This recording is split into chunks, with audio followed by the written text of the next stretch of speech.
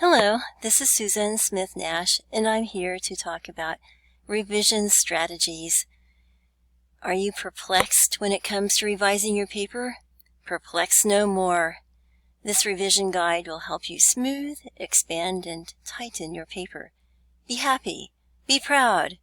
Success is at hand. And here we are with the Revision Survival Guide.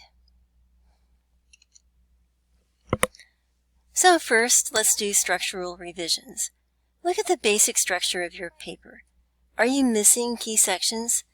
Pay careful attention to your first section. Does it cover the material you've presented in the body of your paper and in the discussion? Confused? Well, be sure to check out the Writing Papers Survival Guide. So let's first look at Undeveloped Ideas Expansion. Go through your paper. Read each section carefully. Where you find an unsubstantiated point, write in the margin, need evidence. And so what we're doing is we're looking at this, but we're also thinking back to our overall structure, which has to do with the outline and the original outline. You would want to make sure that you have a clear thesis statement, a clear background and context. You want to make sure that you have good body paragraphs that tie back to your thesis. But then this is a way to find out where you need to add more. Sometimes that's the hardest thing. It's like, oh, wow, where do I need more? Well, here are some places where you find an unclear chain of ideas or a clear exposition of antecedents or the evolution of your research problem. Write, need history of ideas backup. So think about the history of the thought, the ideas of provenance of your concepts. Then, where you need to expand your explanation or definitions of terms, write, need definitions or clarification. And this will depend on your audience. So when you're looking at this, think from the point of view of your audience, and also think about the types of values and expectations that your audience has. Now, where you need to develop a connection, insight, or conclusion, write, expand my own thoughts here, or cool stuff, my ideas, more, please. And where you find yourself rather confused by your own writing, write, clarify, please, and then go back and make clarifying additions and revisions. So sometimes when you're writing, you inadvertently and unconsciously repeat yourself.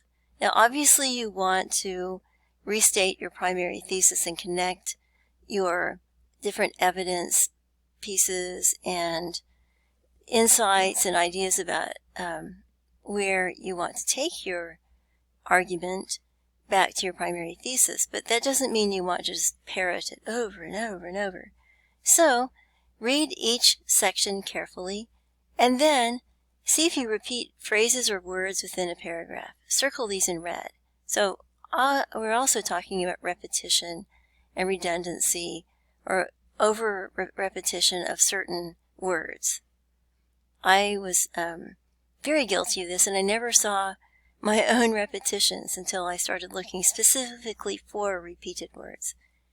Now, do you repeat entire concepts or discussions from section to section? Circle the repeated or redundant passages in red, and then ask yourself, why do you feel the need to restate the same thing over and over? What's going on with this argument?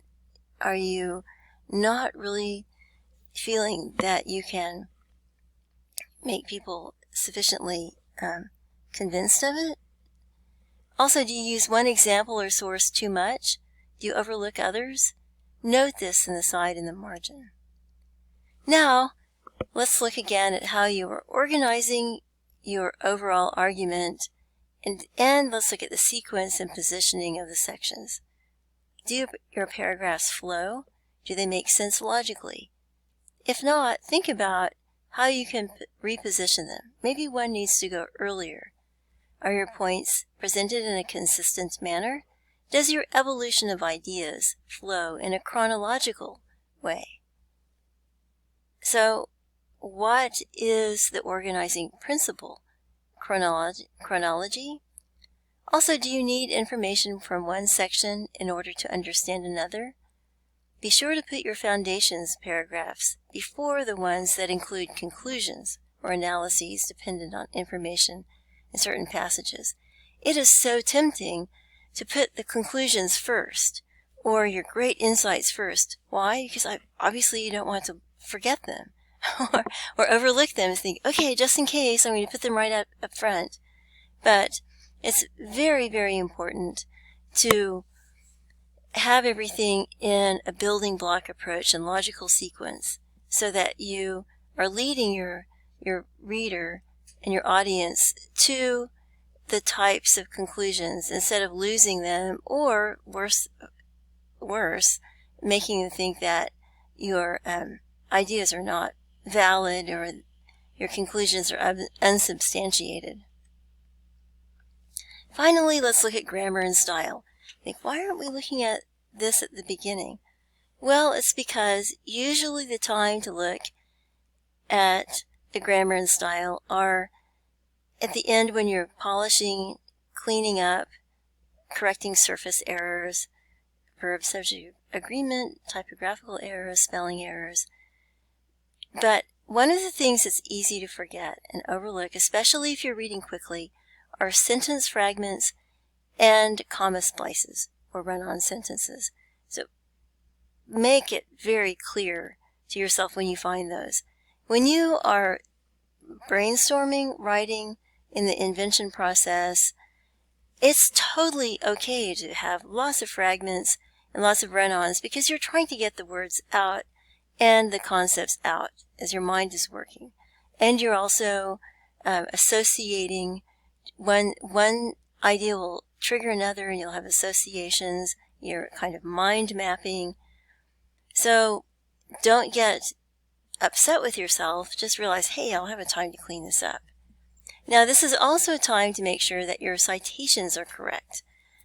And also read carefully to assure yourself that your style and tone are consistent throughout. If you are being academic and using academic diction, don't suddenly switch over to something informal or conversational. Then it's always good to have a fresh set of eyes, peer review, ask another person to read carefully, and find copy editing problems, spelling, typographical errors, inconsistencies, or tone or ethos problems. So I hope you've enjoyed that. And as I was mentioning tone or ethos, as you're looking at substantiating your evidence section, think about logos as well, the logic, the facts. Do you have enough facts? And also think of pathos. Are you lacking in emotional pull, persuasive emotions? Anyway, so these were just a few thoughts and tips for revising your papers. I'm Susan Smith Nash, and I'm your guide for whatever it's worth. Thank you for listening.